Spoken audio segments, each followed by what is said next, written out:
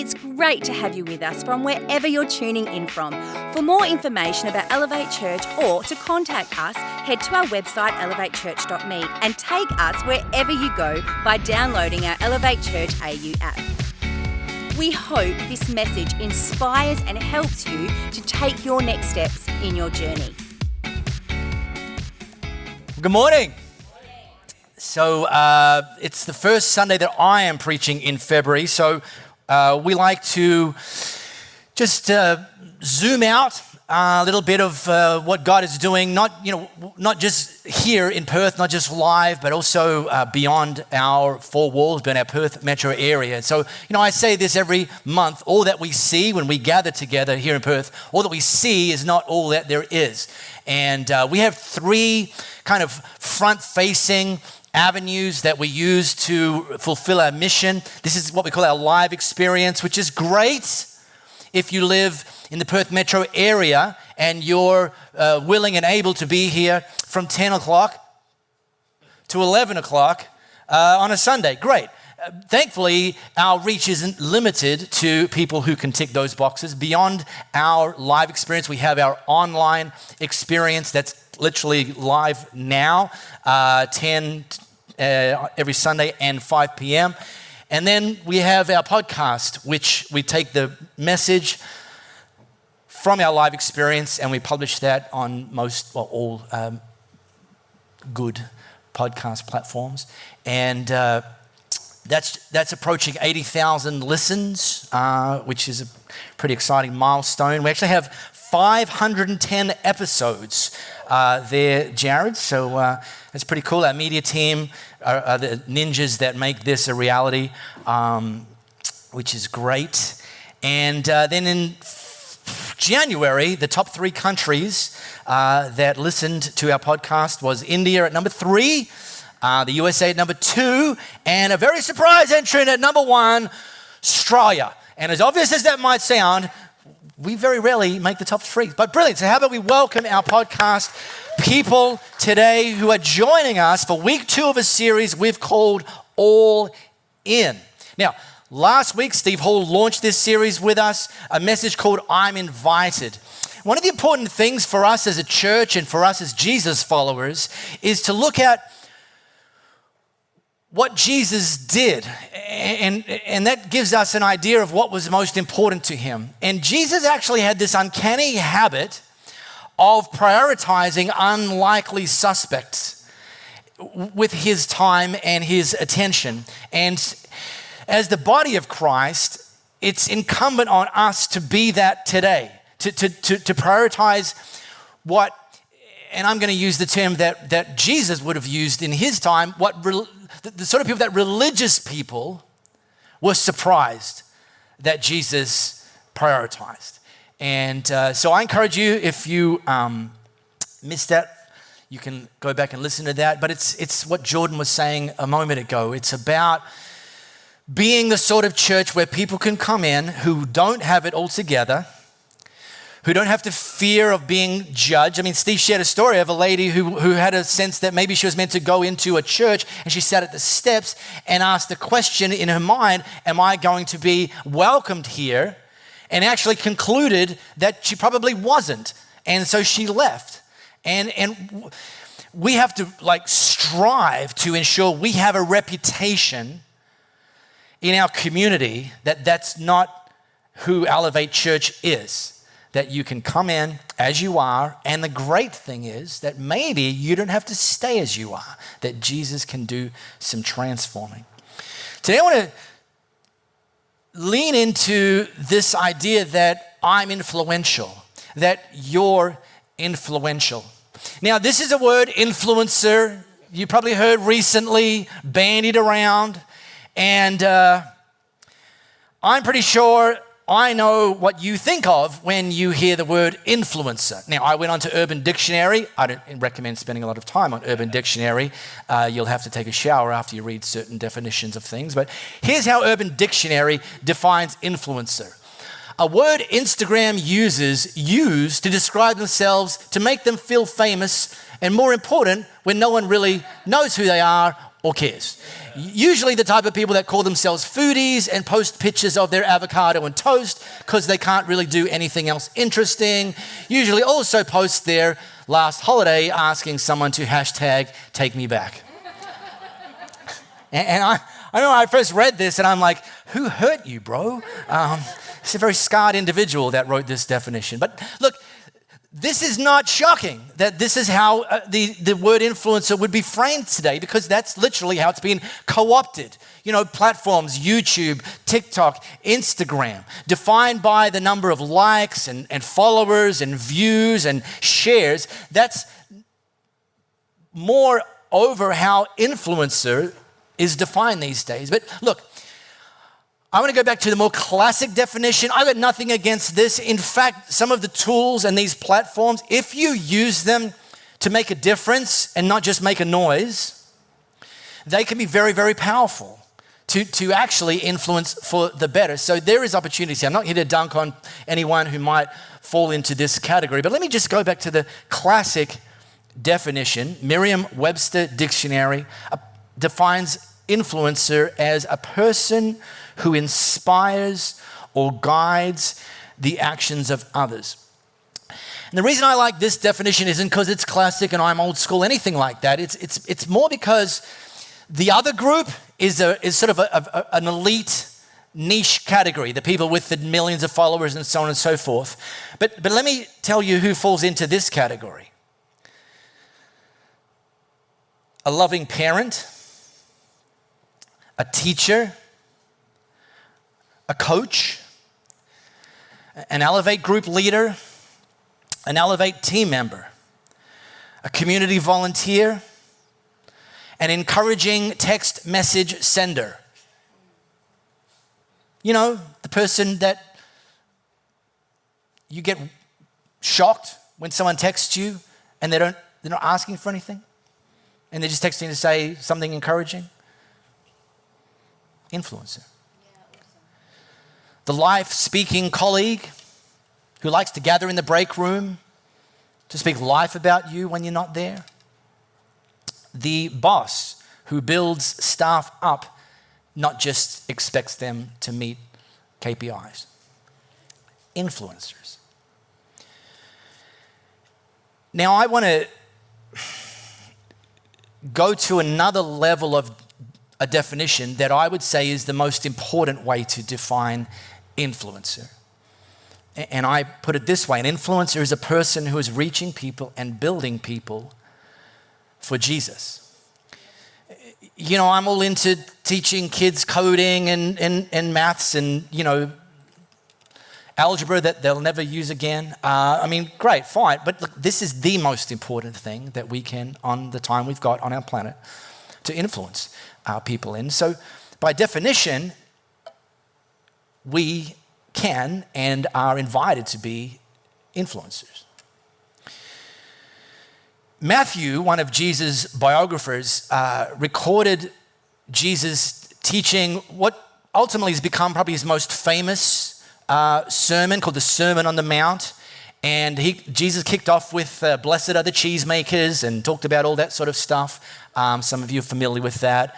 And then he segued into this. This is the very next thing in that same sermon that he talked about. And this is to the crowd gathered here. He said, let me tell you why you're here. He didn't mean like here on the mountain listening to me. He meant here on the planet. Why you're here. And I say this every single time that I read this, that first sentence grabs my attention. Jesus, he's answering the question, why am I here? Purpose, meaning, like, oh, you're here to be salt, seasoning that brings out the God flavors of this earth. See, salt enhances things that already exist. And then Jesus, like, again, if that metaphor didn't jibe with you because you're scared of getting high blood pressure, let's try another one. Here's another way to put it. You're here to be light, bringing out the God colors in the world. Again, they exist. We are called to be light to bring them out. God's not a secret to be kept. And here's the thing about light. Light changes everything. And I know this. Why I know this is because I'm an early riser. I get up before the sun gets up, And so therefore, by definition, it's pitch black in our bedroom. And, the obvious thing, because our bedroom then is effectively a trip hazard, the obvious thing for me to do is to turn on the light. The wise thing for me to do, while Louisa is still trying to sleep, is to not turn on the light, to instead use the force and navigate my way through the bedroom into a public sphere in our house that doesn't shine into our bedroom. Because, see, if I was to turn on the light, that this is the reality. Light changes everything, including 25 years of marital bliss. Speaking from experience. One of the takeaways of this is salt. Being salt and being light is about influencing. Influencing things, people, that already are within your reach, who are already there in your sphere. See, you don't need to have tens of thousands of followers on social media to be an influencer. You just need to prioritize investing in the people that are already in your sphere, to be salt and to be light. So the question I'm putting out today is, are we individually intentionally focusing your influence on what matters most? And that's the people in your sphere, leading them towards Jesus. So if you've got your smartphone camera, how about you scan this flow code? I'm going to take you to something that John recorded. John was also one of Jesus' handpicked 12, had a front row seat to Jesus' entire public life and ministry. And John records very early in his biography of Jesus, he records an interaction that Jesus had with someone who actually, when you read all of the biographies, actually nearly tops the charts of someone who became an influencer based on her encounter with Jesus. Now, the context that John sets us up in is that Jesus had just finished doing some stuff in Judea, and now he was to go to Galilee. The shortest distance, as the crow flies, between Judea and Galilee was to go through a region called Samaria.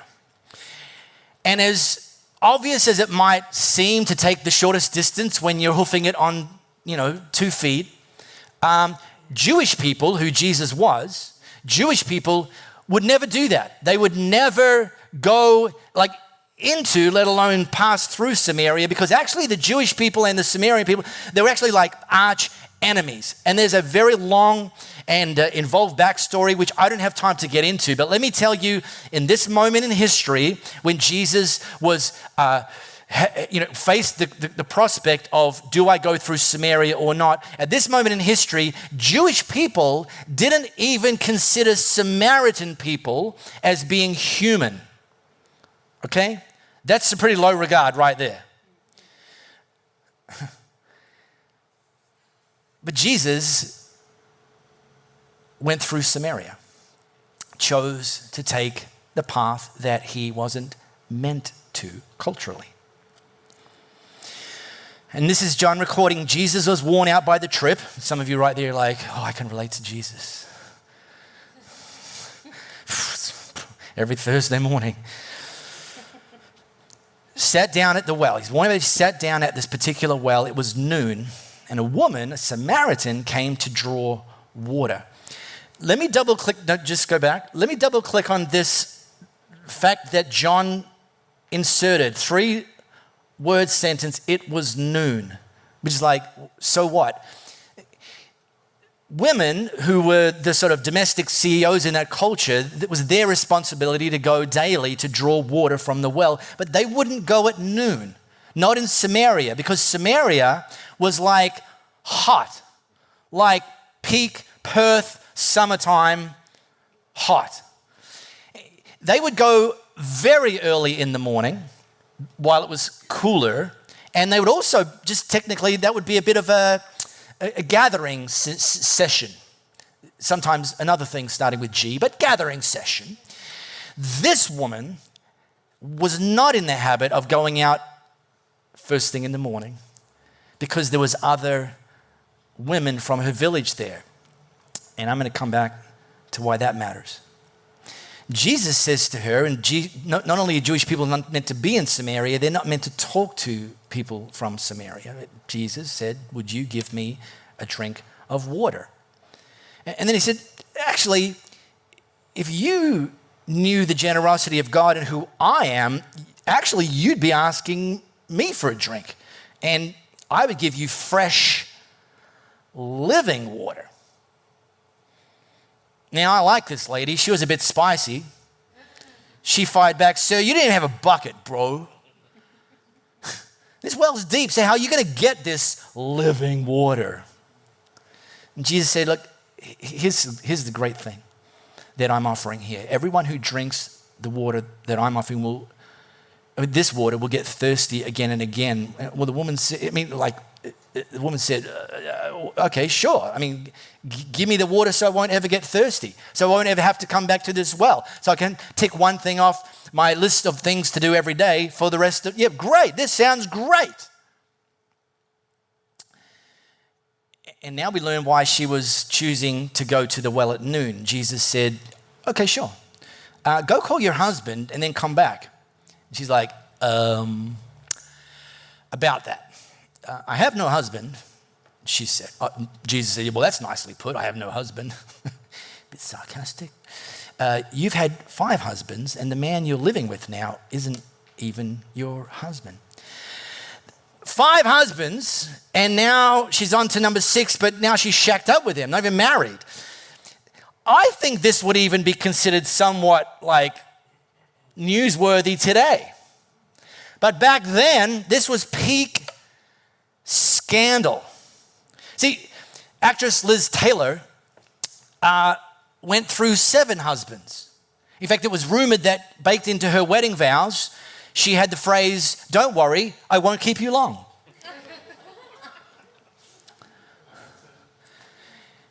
And the reason I know that story about Liz Taylor is that was scandalous like 3 decades ago. But this woman's entering Liz Taylor territory 2,000 years ago. And so she chose to go to the well at noon because she didn't want to have the judgment and the criticism from the other women in the village. It was easier for her to go in the heat of the day to avoid what she was going to experience if she went when everyone else was at the well. And now, John actually mentioned this earlier on, that Jesus, when he sat down at the well, the 12 disciples, they actually went to a nearby village to fetch some lunch. Subway, I don't know. Anyway, they went to get lunch. And then they returned with the lunch order. No Uber Eats back then. And John records that these 12, they were pretty shocked themselves to see that Jesus was talking with a Samaritan woman.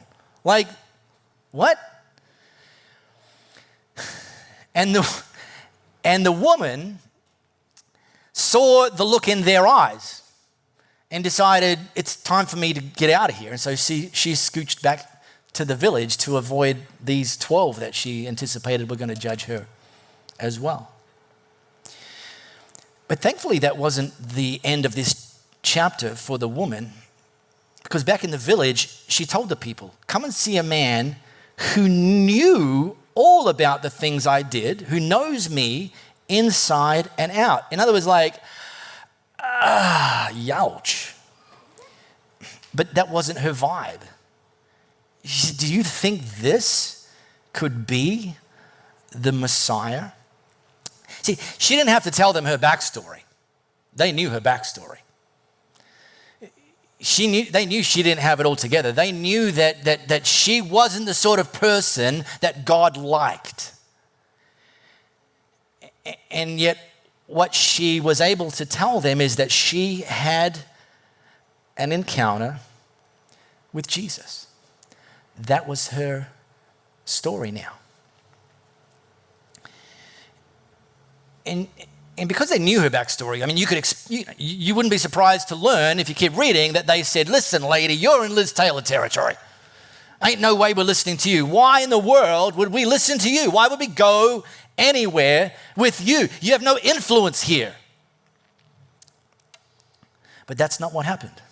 They went out, the village people, not that village people, to see for themselves.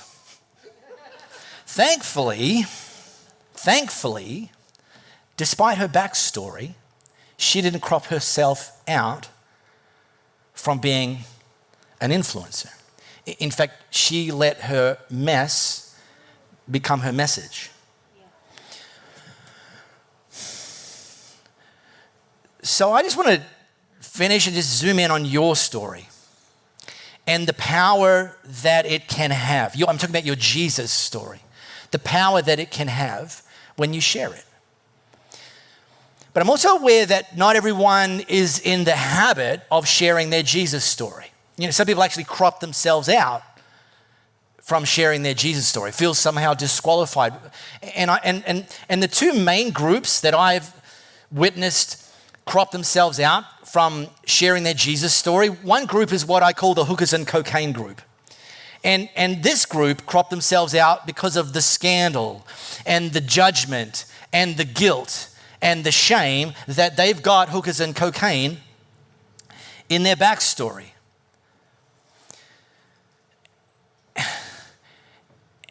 And if this is you, and hookers and cocaine may be a metaphor, or it may not, I want to strongly encourage you, don't crop yourself out.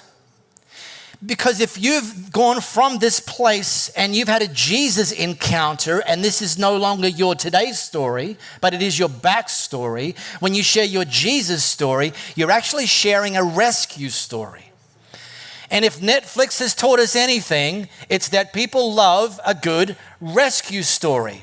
And the reason that we love a good rescue story is because we're smart enough to know that without the rescuer, this story would not have ended the way it ended.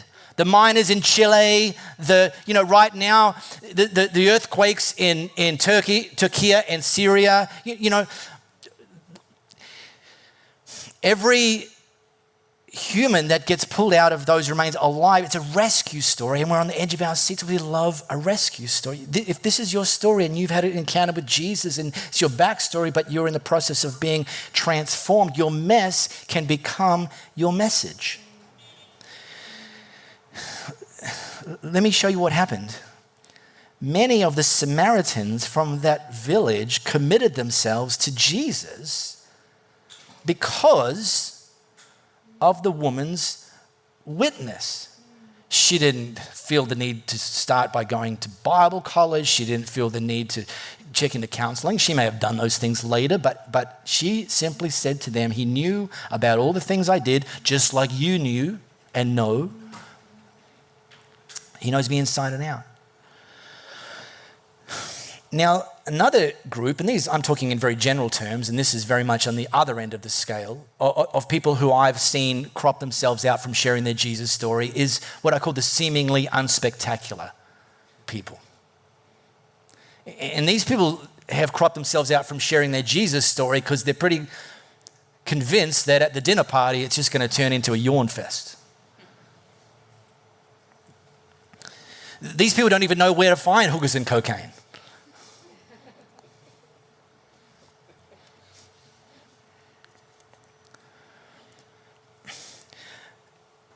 This is the group that Jesus actually kept from needing to be rescued.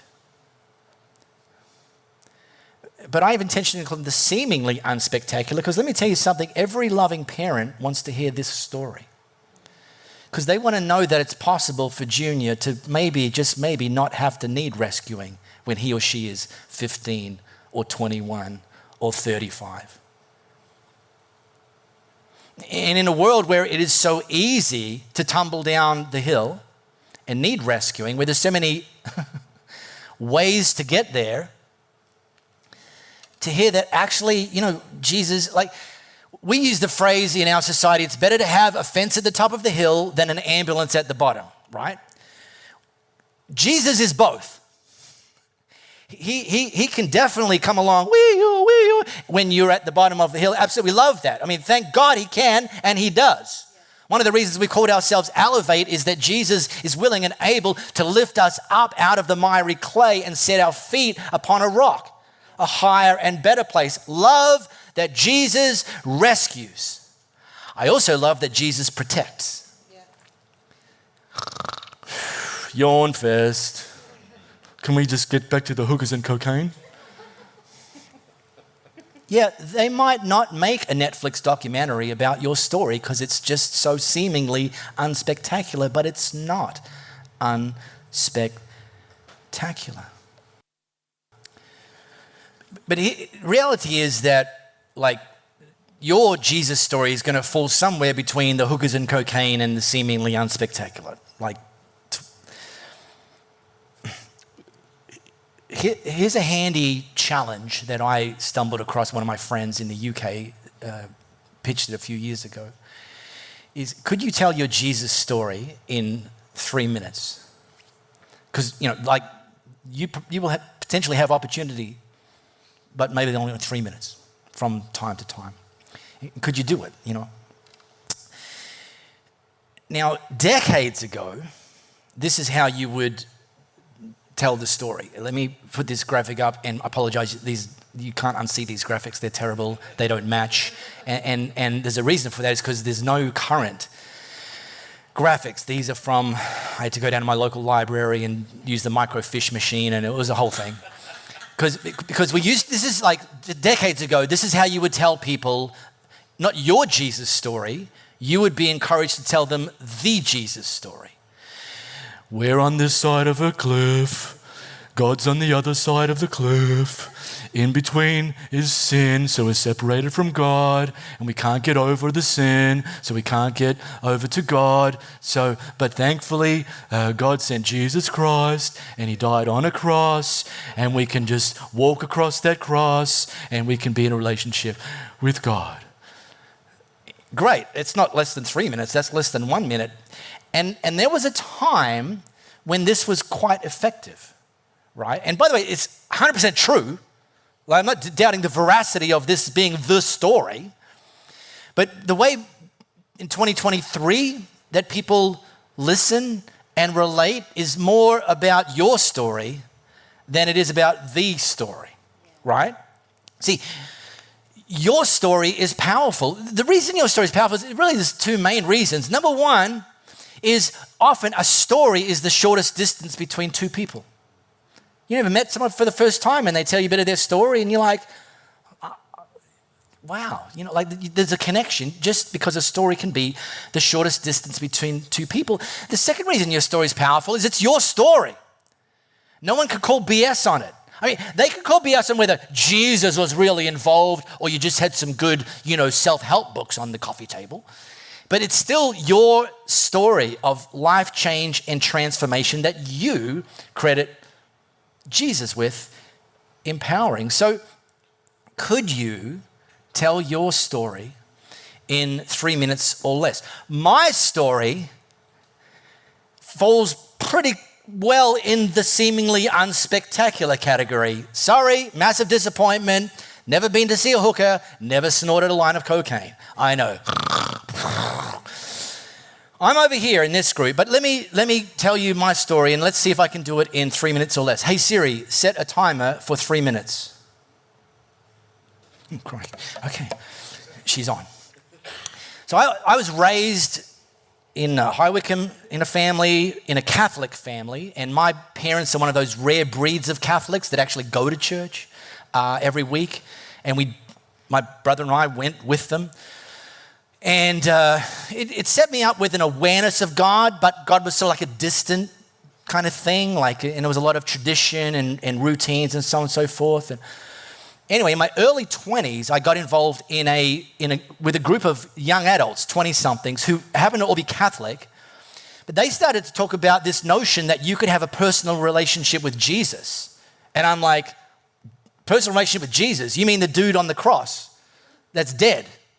In every single Catholic church I've ever been in.